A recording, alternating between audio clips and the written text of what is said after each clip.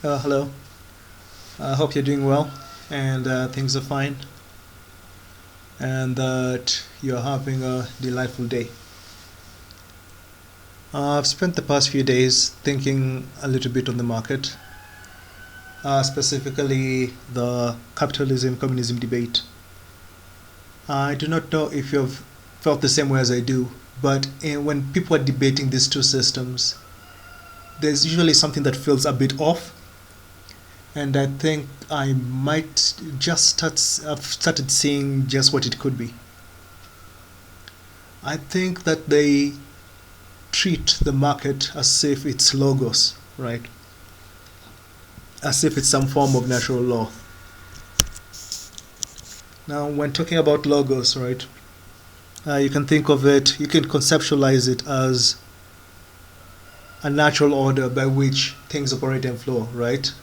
If you want your plane to fly, it must be aerodynamic. If you want your bridge to carry the weight, it must have tensile strength. Things normally form downwards, right? Uh, it's an it's something that you have to. It's something so pervasive, right?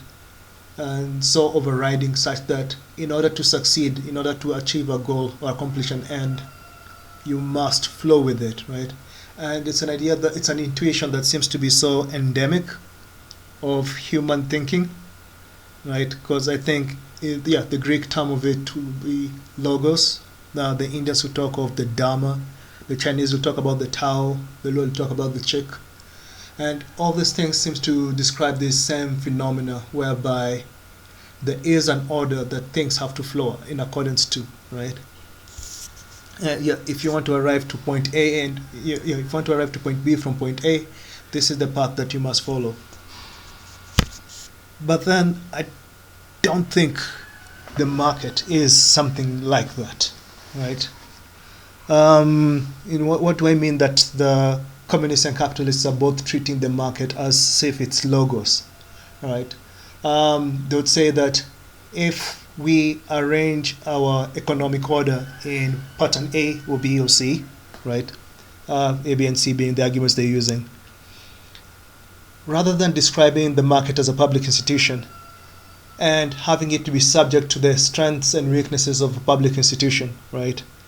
It's an institution that's meant to facilitate the exchange of goods and services, right? In the capitalistic frame, they'll talk about the invisible hand, right? If you have a free market and people have needs and and it's true that humans are creative, they're smart, intelligent, they start coming up with solutions to their problems and then being motivated by profit possibly.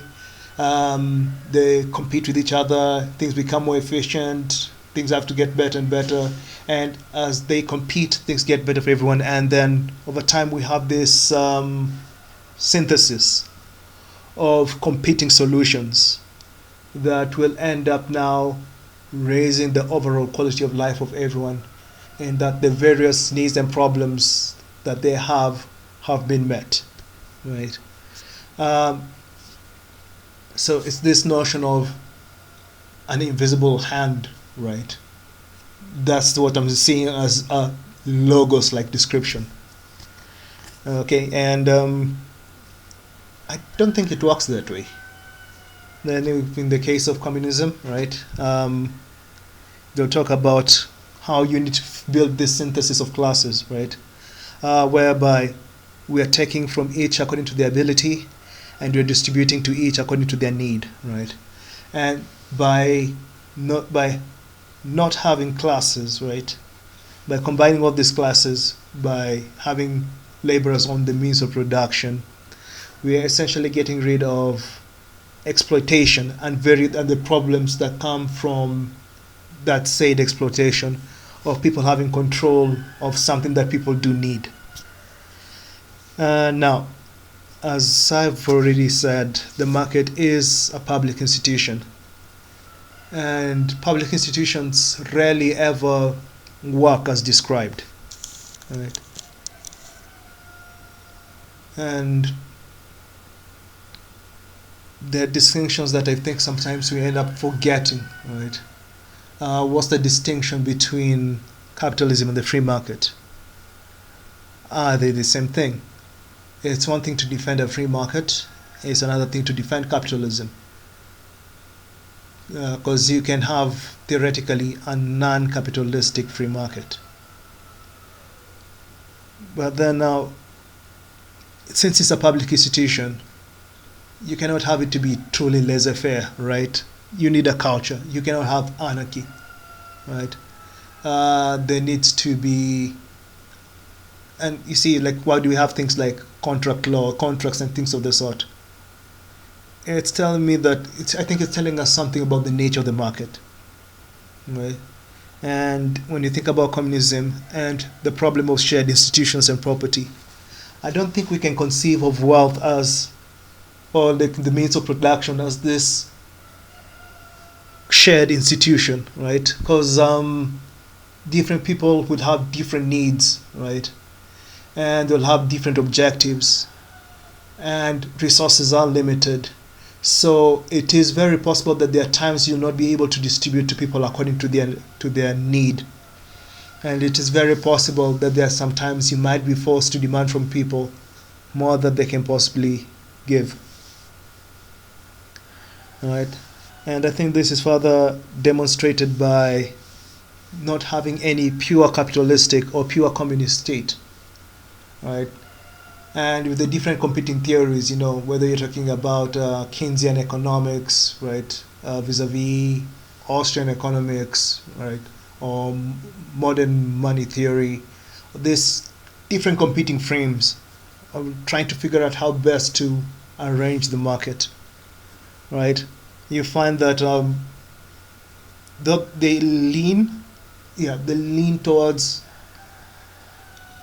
the extreme forms of the thought of the idea, right? But so you find so it looks like we are using our versatility and creativity to find some sort of middle ground, looking for some sort of sweet spot, because we already perceive that we cannot fall on either side. And I think in economic theory, as long as you're treating the market as logos, right? If you're trying to look for this weird law that is supposed to guide how people operate and behave in this institution, or rather how to make things work or how to make people behave in a certain way, you fall into problems, you make a mistake, right? We can think of the market as, or trying to solve problems and trying to organize the market as tool making, right? You're trying to make work easier. And you're doing that in a context where people are going to be using their agency. And once you're working with human agency, you also have to deal with human egoism, you have to deal with materialism, and you have to deal with hedonism, right? Which are guaranteed to skew the normal function and operations within the market, right?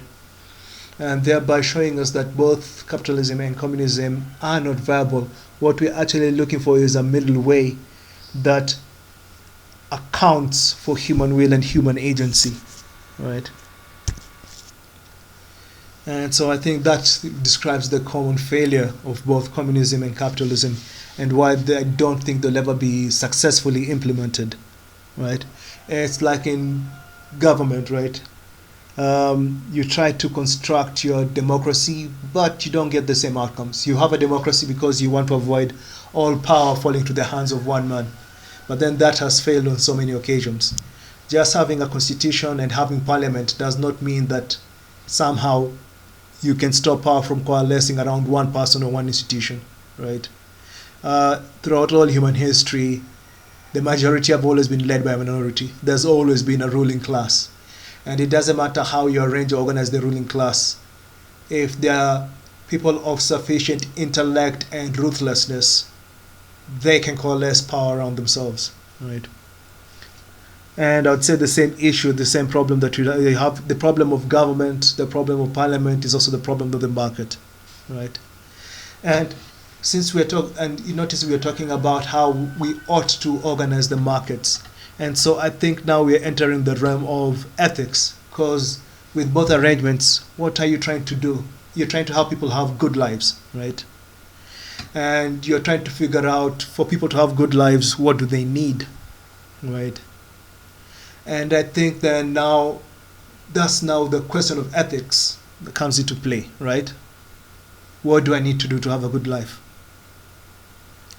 And so the I think now this pushes us towards a third way, that we neither pursue communism nor do we pursue capitalism.